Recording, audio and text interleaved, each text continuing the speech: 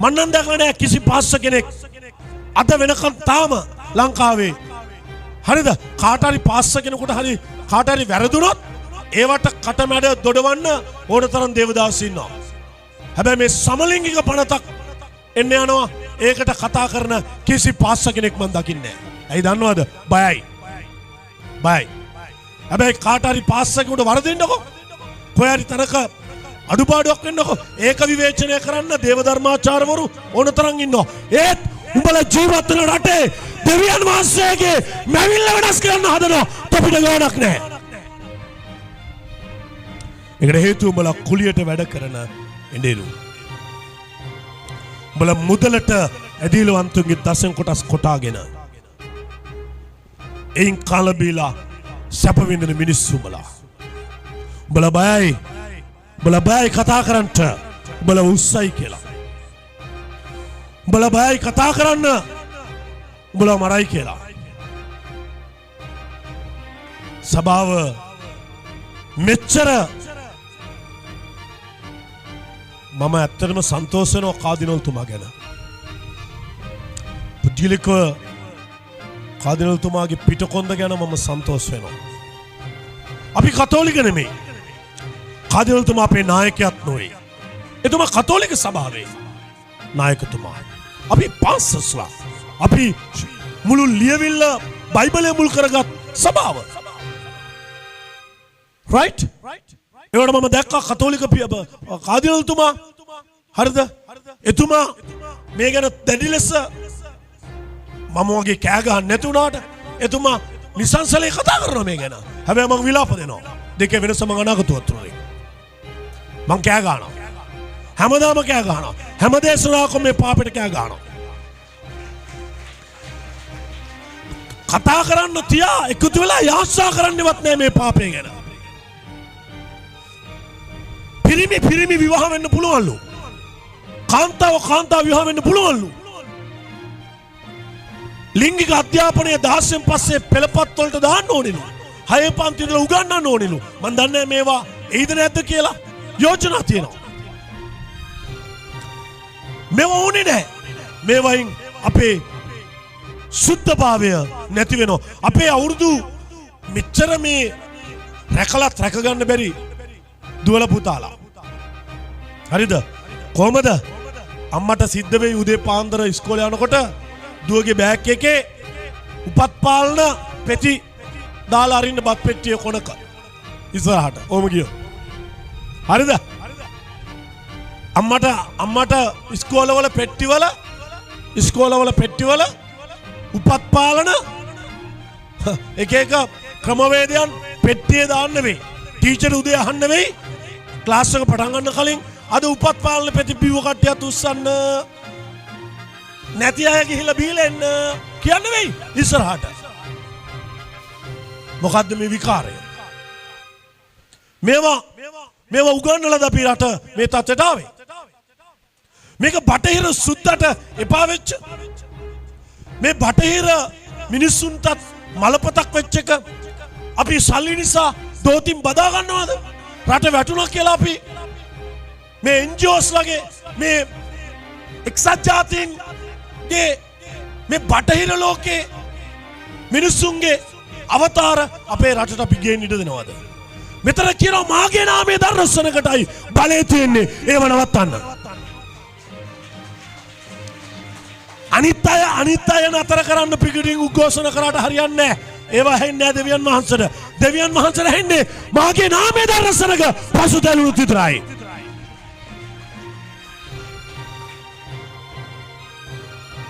මේ රටේ ඉන්නවා පාස්සස්ලා කණ්ඩායම් ගණනාවක්. හරිද? මම නම් කියන්නේ එක නිකායන් වශයෙන් තියෙනවා ප්‍රී චර්චස් වල මේන් ලයින් චර්චස් වල එක නිකායන් තියෙනවා. ඕන නැති වැඩවලට එකතු වෙලා කය ගහන වෙලාවේ ඔගොල්ලෝ දවස් 3-4ක්වත් ලංකාව එක තැනක එකතු වෙලා නිරාහාරයෙන් යාච්ඡා කරන්න මේ දේශය උදෙසා දේශය බේරෙන්න යනවා. මෙතනින් අම්ම කෙනෙක් කැමතිද ඔයාගේ දුව අවුරුදු 16 දී කන්‍යාභාව නැති කර ගන්නවට? නෑ කැමති කෙනෙක් අම්ම කෙනෙක් නෑ නැගදී. ඉන්නවා මේ දාස් සංඛ්‍යාත ඔබ අතර ඉන්නවද? ඔබේ පුතා අවුරුදු 16 දී 17 18 දී ගෑල්ලමෙක් එක ලිංගිකව සැරිසරලා එයාගේ මනස අපවිත්‍ර කරගන්නවට කැමති අම්මලා තාත්තලා තුස්සන් නෑ කවුරුත් නෑ. මේ දහස් සංඛ්‍යා සෙනගතර කවුරුත් නෑ. හරි ඔයාගේ දුව ගෑල්ලමෙක් බඳිනවට කැමති තුස්සන්. එහෙම කවුරුත් නෑනේ. ඔයාගේ පුතා පිරිමි ළමයෙක්ම බඳිනවට කවුරුත් කැමති නෑ. ඉතින් අපි කැමති නෑනේ ජනාධිපතිතුමනි. නේ අගමැතිතුමියනි අපි කැමති නෑ. නේ සුද්ධ සභාව කැමති නෑ. සුද්ධ සභාව කැමති නෑ වැඩේට. අපි දේශය දරනවා. අපි මේ නිකන් කෑ ගහන අය නෙමෙයි. අපි මේ සුද්ධකමට ආදරෙන් කෑ ගහන අය අපි. අපි සුද්ධකමක් අපේක්ෂා කරන අය. අපි මැරෙන්නේ කුඩ විකුණලා නෙමෙයි. අපි මැරෙන්නේ මේ රටට බෝම්බ ගෙනල්ලා නෙමෙයි. අපි මැරෙන්නේ අයිසුගුල්ලා නෙමෙයි. අපි මැරෙන්නේ ගණිකා මඩම් ඉස්පා දාන්න කියලා නෙමෙයි. අපි මැරෙනවා නම් මැරෙන්නේ සුද්ධකම දේශනා කරලායි. හරිද? ජීවත් වෙනවා නම් මේ රටේ ආදරණීය ශ්‍රී ලංකා පුරවැසියනි අපි ඔබ මේ පාපොලේ විනාශ වලට කැමති නෑ. සුද්ධ සභාව රට බේරගන්න අපි යාඥා කරන්න යනවා. දැන් මේ රට තේරෙනවද සභාවක් තියෙන එකේ වටිනාකම? අපි දරන්න යනවා දේශය. බයිබලයේ කියනවා අපි පසුතැවිලි වුණොත් ස්වර්ගයේ ඉඳලා අහලා දේශය සුව කරනවා කියලා. එහෙනම් බෞද්ධ ජනතාවට, හින්දු ජනතාවට, මුස්ලිම් ජනතාවට අපේ ආදරණීය සහෝදර ජනතාව ඒගොල්ලන්ට දන්නේ නැහැ පසුතැවිලි වෙන්න ඕනේ කියලා. ඒගොල්ලන්ට දන්නේ කෑ ගහලා මේකට මොනවද උද්ඝෝෂණ කරන්න. අපිට ඊට එහා දෙයක් පුළුවන්. අපිට මෙවුන්කාර දිව්‍යන් වහන්සේ දිවේ කෑ ගහලා වඩන්න පුළුවන් අපේ රට බේරලා දෙන්න කියලා. මම කතා කරන්නේ දේව වචනයයි. ආමෙන්. ආමෙන්. සභාව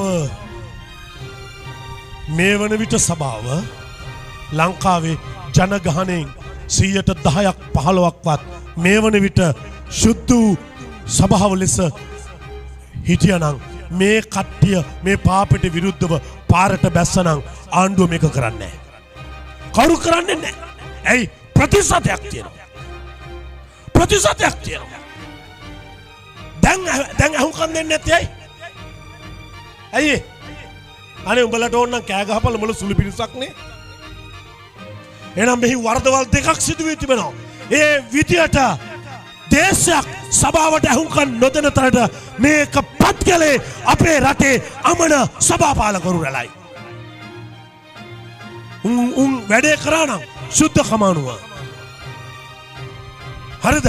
දසෙන් කොට අරන් ගිහලා කාලා බීලා ජීවත් වෙන්නේ නැතුව ඒවයින් ඇඳුම් පැළඳුම් වාහන ගෙවල් දොරවල් ගන්න නැතුව හරිද? එක එක රට සවාරි ගහන්න දැන් සමහර අය ඉන්නවා කරන කිසිම සේවයක් නැහැ. ඔය YouTube එක අරගෙන අරුගෙන මාරගෙන මුගෙන මාරගෙන අරුට බැන මූට බැන ඉන්න මුන් දේවදාසයෝද? ඒ වෙලාවේ පසුතැවිලි වෙන්න ආදරය කරන්න රටක් දරා ගන්න.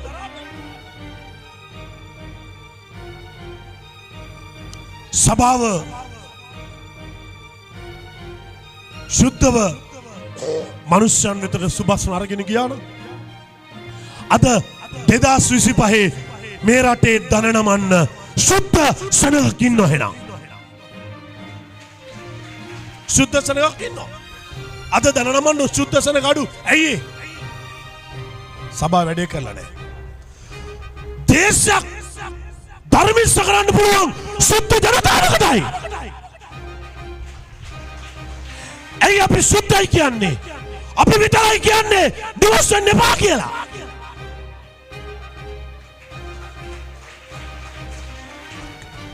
සුද්ධ සභාව විතරයි කියන්නේ මරණය වෙන් කරන තුරු භාර්යා පුරුෂයා වෙන්න එපා කියලා.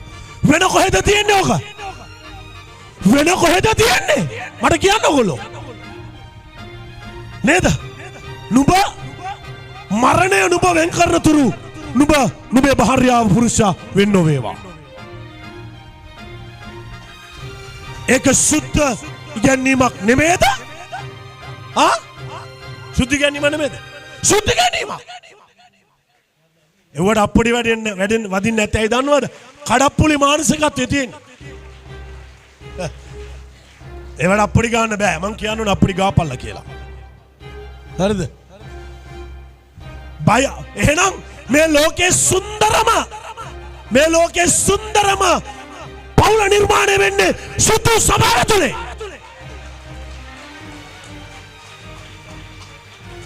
එහෙනම් දේශයකට පවුලක වටිනාකමක් කියලා දෙන්න පුළුවන් එකම ස්ථානය සුදු සභාවයි. අද එක ගෑණියෙක් ඒක හොඳ නැහැ කියලා තව ගෑණියෙක් ඒ මිනිහා හොඳ නැහැ කියලා තව මිනිහෙක් ෂර්ට් මාරු කරනවා වගේ බ්ලවුස් ස්කර්ට් මාරු කරනවා වගේ අද එක ගෑණියෙක් ඊට පස්සේ තව මිනිහෙක් ඊට ඔහොම බයිබලයේ විතරයි කියන්නේ ඔබට ස්වර්ගය අහිමි වෙනවා කියලා ඒ දේ කළොත්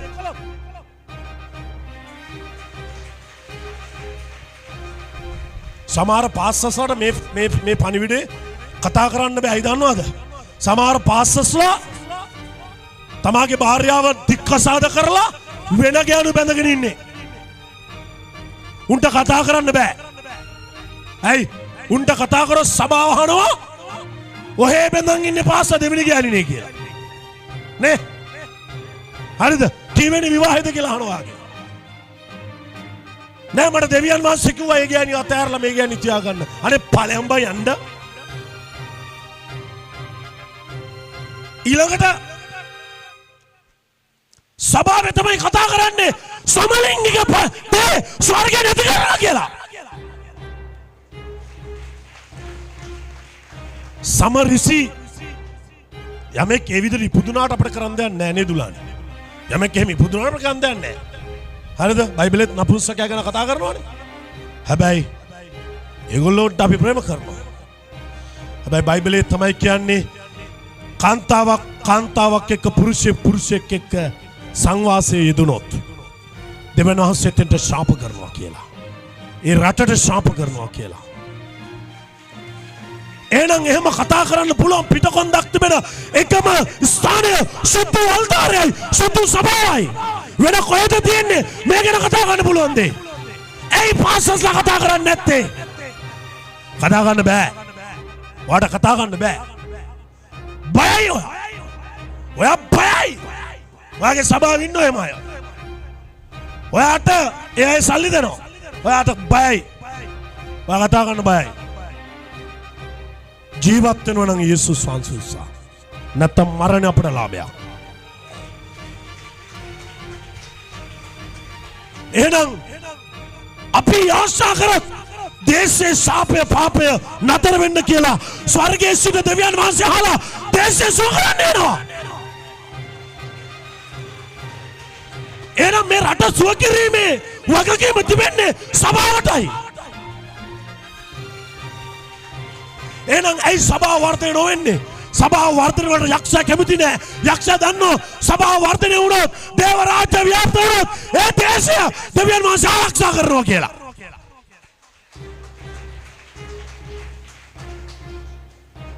එනිසා සුභාරංචියට සභාව විරුද්ධයි. ඒකයි සුභාරංචි කියනත් ඒකයි. ඔයා මොන ටීචින් දුන්නත් වැඩක් වෙන්නේ නෑ. ඔයා ගැලවීමේ ටීචින් එක දෙන්නේ නැත්තම්.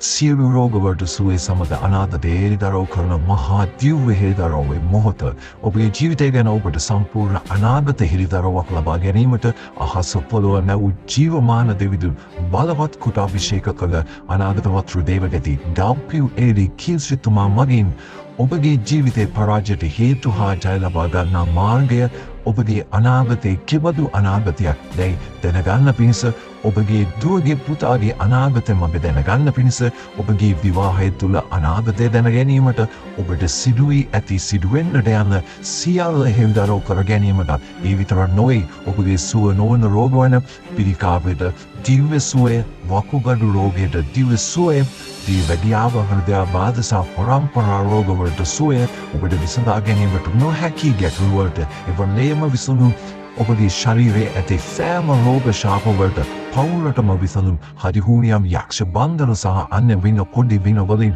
පවුලේ සැමට සුවය විතරක් නොවේ මානසික වද බන්ධනවලින්ද සම්පූර්ණ සුවය කොහෙද මේ ස්ථානය ඔන්න වීඩියෝවේ දක්වන්නට තිබෙනවා දැම්ම ඔබේ හළුවන්ට ඉහෙලියන්ට හෝ මේ අවශ්‍යයට දැම්මම ෂෙයා කරන්න ගේසු පිහිටයි